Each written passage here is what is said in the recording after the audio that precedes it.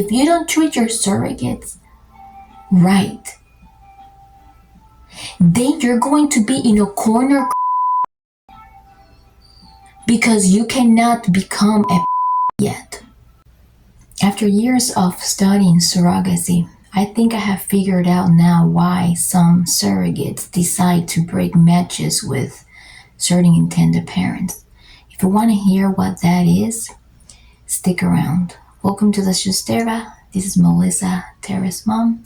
You're going to be able to find this video in the playlist IVF, Infertility, and Surrogacy, Part 1, Part 2, and also my surrogacy journey. You're going to be able to find those links in the description below.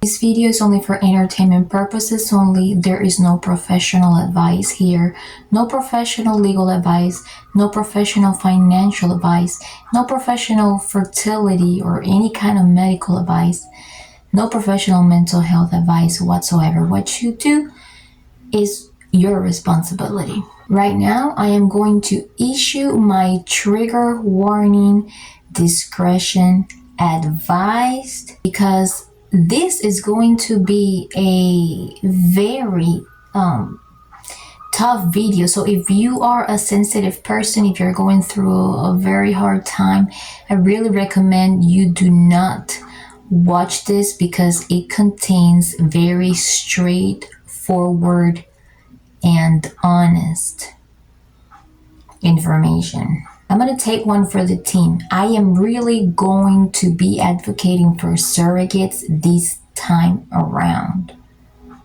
So if you do not like that, please stop watching this video right now. I do not and will never cover the sun with the palm of my hand when it comes to this topic. This is my little corner right here. This is my opinion, and my opinion will stay and remain here. So as you guys know, both independent journeys and journeys done through agencies have its ups and downs. Independent journeys may seem a little bit, more fast moving because you don't have to wait for the agency, to like be forwarding messages or this or that. And speaking of messages, I always believe in everybody being included in messages. I made a video about that. It's the last one. I'm also going to put a link to it in the description below. Okay. When it comes to independent surrogacy journeys, I want to remind intended parents that you are the one that needs help, that needs a surrogate.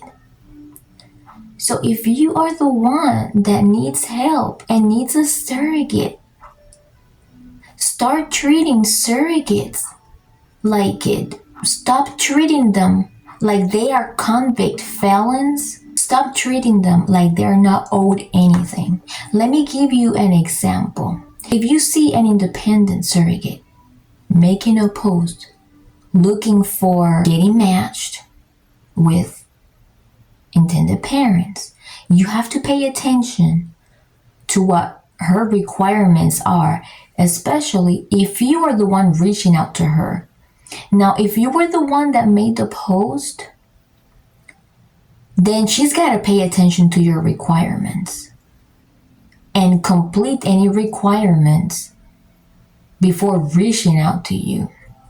But if you see a surrogate making a post saying, for example, okay, well, I do require that at least intended parents have embryo results handy before moving forward, before doing anything.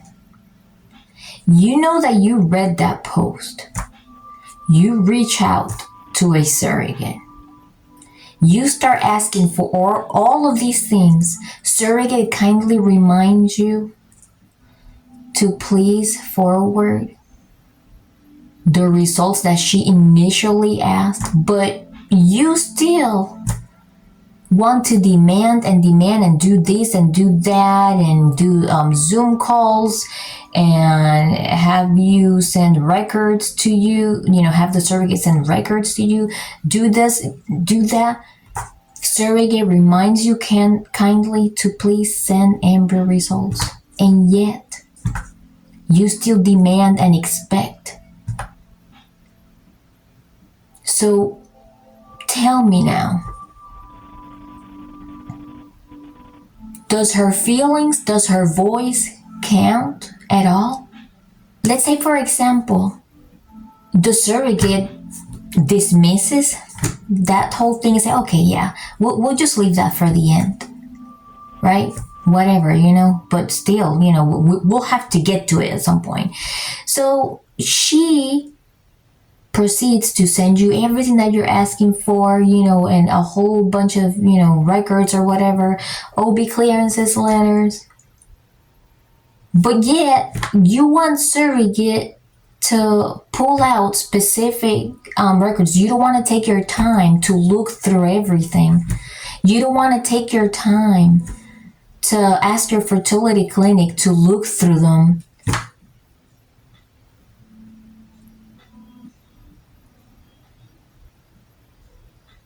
The surrogate is already doing so much for you.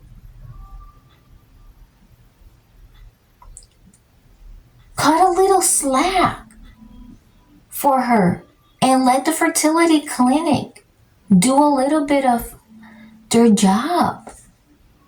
If she already sent all those records, but yet you are still needing more or anything else, ask the fertility clinic to reach out to the surrogate so that she can sign a records release form, so that fertility clinic has that. The surrogate doesn't even have to send you all that stuff. The surrogate, all that stuff is really supposed to be sent to the fertility clinic, not you, because that's the patient, but the surrogate still volunteers to give it to you. Now, you initially reached out to that surrogate knowing that she had a requirement of knowing what the grades of those embryos are, seeing the results.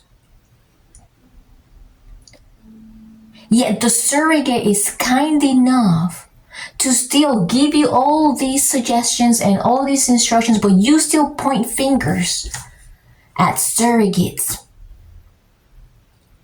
because they don't want to do the things that you want them to do right there.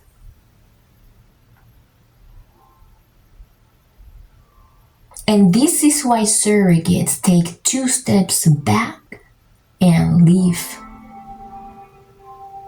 That's why. Because their time counts as well. Their body counts. Their feelings count.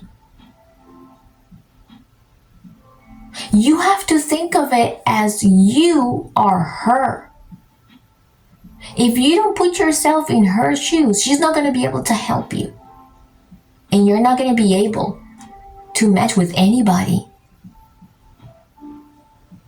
with that type of attitude, entitlement, and pride will destroy matches like that.